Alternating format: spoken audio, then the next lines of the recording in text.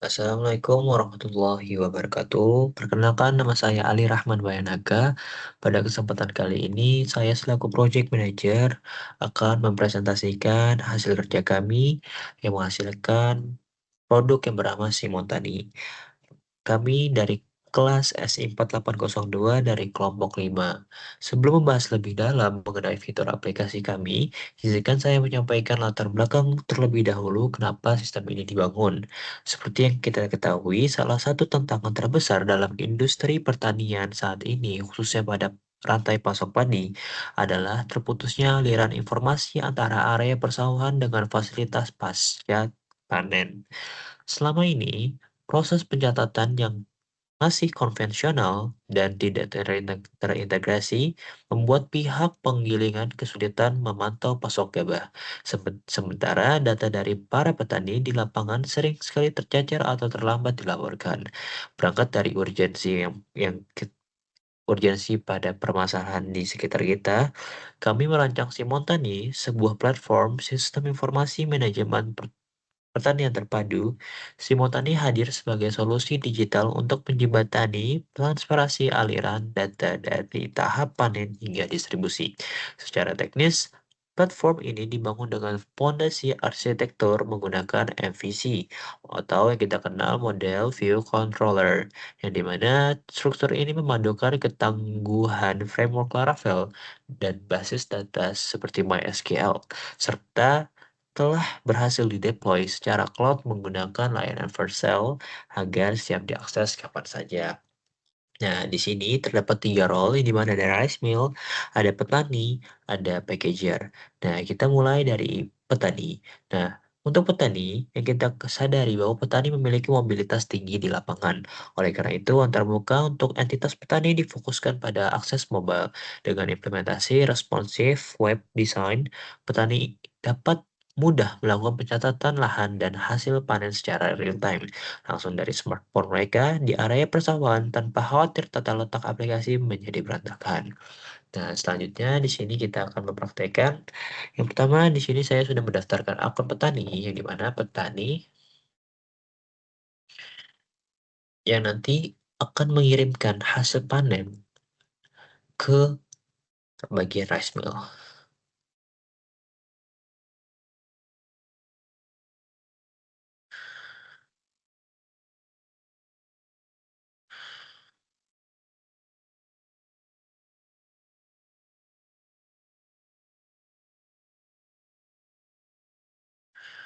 Dan di sini ada hektar, lalu di sini kita pilih pasir tanah tanah liat saja deskripsinya tanah.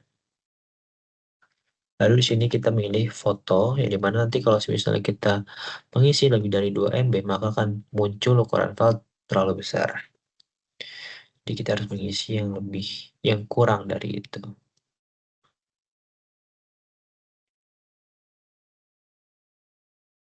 Selanjutnya sudah berhasil. Selanjutnya, untuk tes yang kedua, di sini petani dapat memasukkan riwayat hasil panen seperti jenis komoditas dan jumlah panen dan lain-lain. Nah, jadi yang kita sudah isi di bagian profil lahan, maka nanti akan muncul daftar pilihan lahan pada riwayat panen.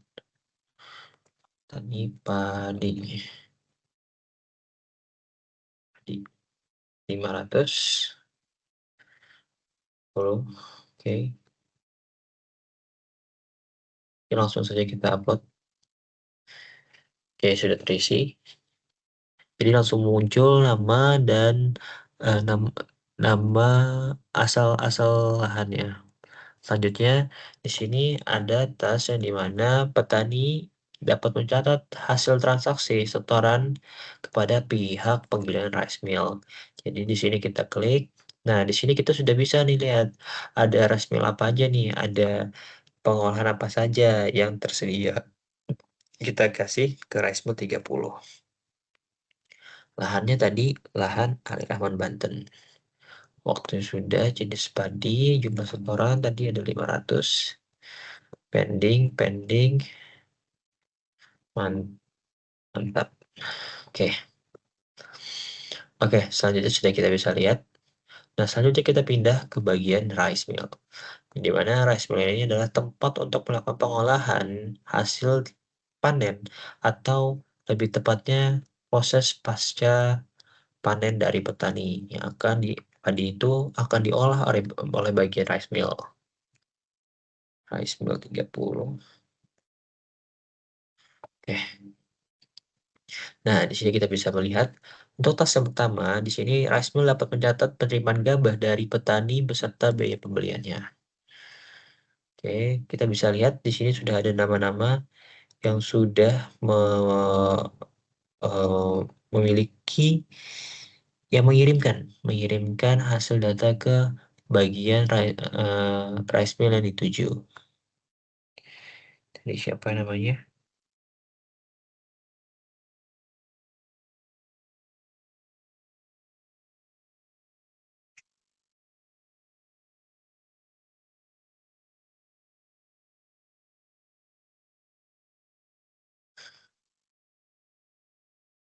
Tadi itu namanya siapa sih? Masuk bukan.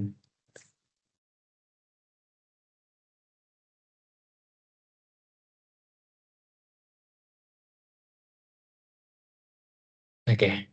Nah, selanjutnya jadi untuk kode transaksi langsung muncul, sebelumnya manual. Selanjutnya di sini bagian Rasmil dapat mencatat detail operasional penggilingan seperti berat gabah kering yang masuk. Ini sudah muncul Ali Rahman, batch-nya sudah muncul, batch kita bentuk batch 4 saja. Jumlah gabah masuk 500, proses diproses.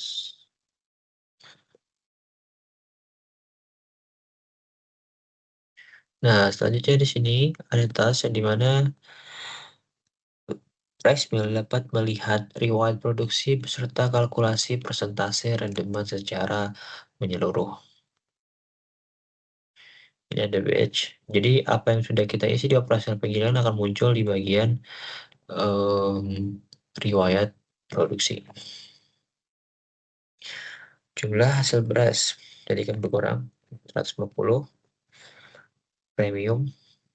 Jadi kalau misalnya lebih dari kan tadi kita mengirim, maka kan tidak bisa, karena ketika setiap kita mengolah sesuatu pasti bakal ada yang namanya berat bersih dan berat kotor. Itu dan sini kita mematokkan minimal itu ada di 60%.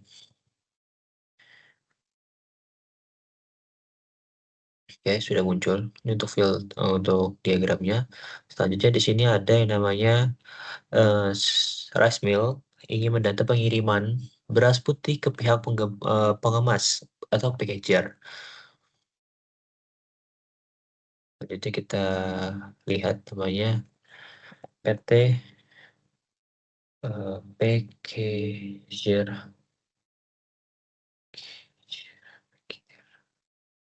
Premium, biaya logistik 50.000 dan jumlah karung ada 50. Oke, berat per karungnya itu ada di bebas 6 kilo saja. Terus dikirim, mantap. Lalu nanti kalau bukti kita ini opsional, kita bisa melihat. Oke, contoh. Oke, selanjutnya untuk yang terakhir itu ada yang namanya rice mill dapat melihat ringkasan keuangan.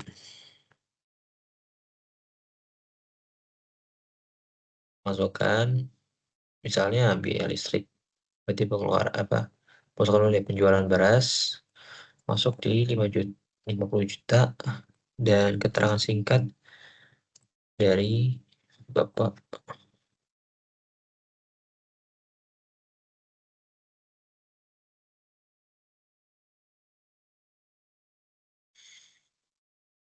Nah, nanti bakal muncul di sini.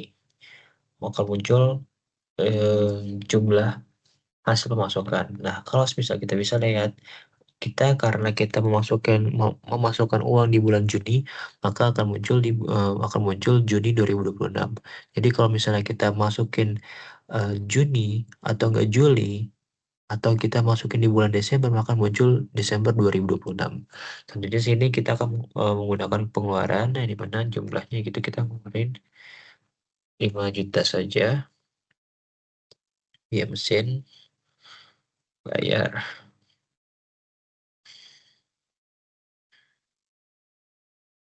Oke, maka akan berkurang seperti ini.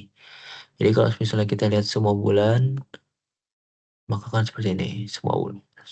Juni, maka saldo kasnya akan terlihat di akhir 45 juta. Selanjutnya kita berpindah ke bagian packager, yang dimana bagian packager yang belum didaftarkan, jadi kita harus mendaftarkan dulu. Packager,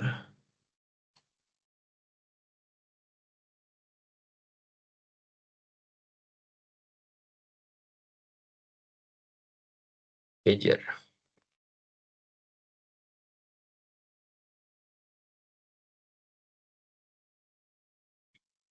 Oke, selanjutnya di sini kita udah masuk ke dalam packager, di mana kita masuk ada beras premium 300 kg dari rice mill 30. Ini dari yang sudah dituju, jadi langsung terotomatis terisi agar memudah user dalam mengisi datanya. Kita menghindari yang namanya human error. Waduh,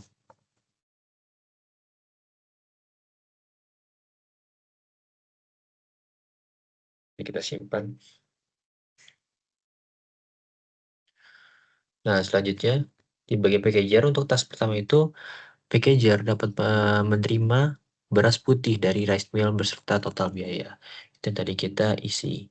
Selanjutnya di sini ada tas yang dimana packager dapat menginput data hasil pengawasan seperti konversi dari total beras putih, yang dimana nanti kita akan melihat yang diproses menjadi jumlah karung yang dihasilkan agar inventaris produk siap jual selalu aktual. Kita lihat di sini sudah ada premium, sudah terisi langsung, jumlah packnya ada berapa? Misal ada 5 ya. Eh, ada 20 aja. Sudah layak jual, ini bisa di drop down. Nah, maka di sini akan muncul yang namanya total kemasan pack, lalu ada pack yang layak jual, lalu ada pertama itu ada total batch kemasan. Selanjutnya yang di terakhir itu ada sebagai packager. Packager bisa mendata pesanan atau order yang masuk dari pihak distributor. Ya, nanti agar alur distribusi produk tersebut dapat dikelola dengan terstruktur. Nah, di sini sudah ada yang tadi kita masukin total stok-stoknya agar mempermudah si packager untuk melihat proses. Misalnya dia menerima jumlah karung ada 4, satuannya 100.000 lah. Nah, ini alamat, mantap. Nah, di sini kita bisa melihat kalau misalnya sedang diproses, ada pengecekan, maka kan bisa kita ubah statusnya. Misalnya sudah selesai, maka untuk selesai di sini akan berkurang. Oke, jadi 16. Kan tadi kan ada 20 nih yang di sini, maka akan berkurang 4 karena sudah selesai atau sudah dikirim statusnya. Seperti itu. Mungkin sekian dari saya, dari SI4802, dari kelompok 5. Saya selaku Project Manager meminta maaf apabila ada kesalahan kata-kata dalam menjelaskan dan ada kurangnya kerjasama tim yang berlangsung. Mungkin sekian dari saya. Wassalamualaikum warahmatullahi wabarakatuh.